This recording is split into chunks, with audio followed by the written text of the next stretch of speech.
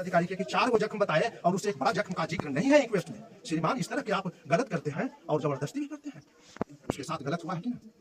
आप इसको रिव्यू के लिए दिल्ली एम्स और फॉरेन भेज दीजिए, लेकिन उसके शरीर पर जख्म है, उसके शरीर पर जो नोचा हुआ है, ये कहां से जाएगा? डिनाई कर दिए। उसके बाद बोले हम एम्स में भेज रहे हैं। ठीक है, दिल्ली एम्स में भेज रहे हैं, लंदन एम्स में भेज रहे हैं। केस दब जाए, केस दब जाए।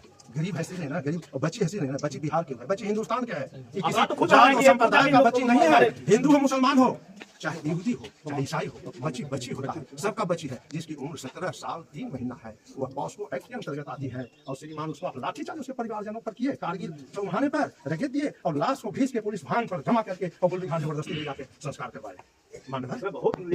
साधारण बात है। इसमें कोई नेता मिला हुआ है, ये और यहाँ के पूर्व मुखिया जो बहस कर रहे थे, हाँ, लगा कि यह तो जैसे चौकीदार से भी ज्यादा मिला, जिसको जानकारी नहीं है। पोस्टमार्टम रिपोर्ट अभी इसके पास मिला नहीं है, कहा है कि रेप नहीं हुआ है, वो जहर खाते मरी है, वो नशीली पदार्थ करके मिली है। तुम कहने वाले क्यों हो? तुम कहने वाले कौन हो? तुम्हें तो वेट करना चाहिए था कि पोस्टमार्टम रिपोर्ट में क्या आ रहा है, क्या डॉक्टर लिख रहा है। जो डॉक्टर ने लिखा है, डॉक्टर भगवान और डॉक्टर हेमान दोनों है। जो लिखा वो भगवान का दर्जा है, और जो डॉक्टर उसके साथ गलत भावना से पेश आया वो हेमान है। गद्दार क्या हो सकता है?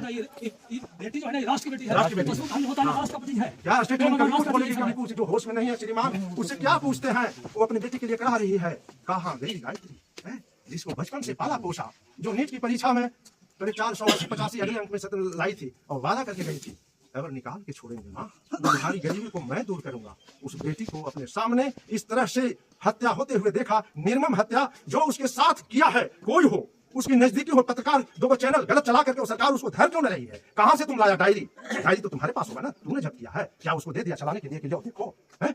ये सब पर ध्यान ही नहीं है उनको। एसआईटी का एविडेंस लीक कैसे हो सकता है? लीक कैसे हो गया? डायरी तो किसी दिया नहीं जाता है। तब एसआईटी वाले कैसे चला रहा है चैनल को? वो देखा है, वो जानता है, वो पहचानता है। उसको तो कोर्ट में, कोर्ट को देना पड़ेगा उसको। वो यहाँ आया भी नहीं है, वो यहाँ आया भी नहीं। कोई बाइट नहीं लिया है, फिर वहीं बाहर से तुमको सब पता है। खबर इसकी छपी है, डायरी की डायरी तो उसी भी हाथ पे छपा होगा। क्या डायरी?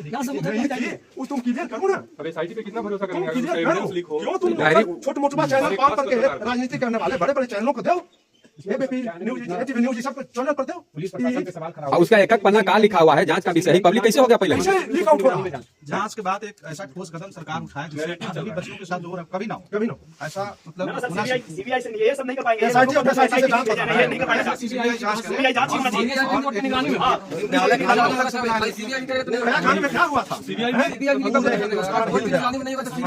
पूछना चाहता हूँ और क्या हुई है? कि अगर मैं आप क्या कर रही है उसमें?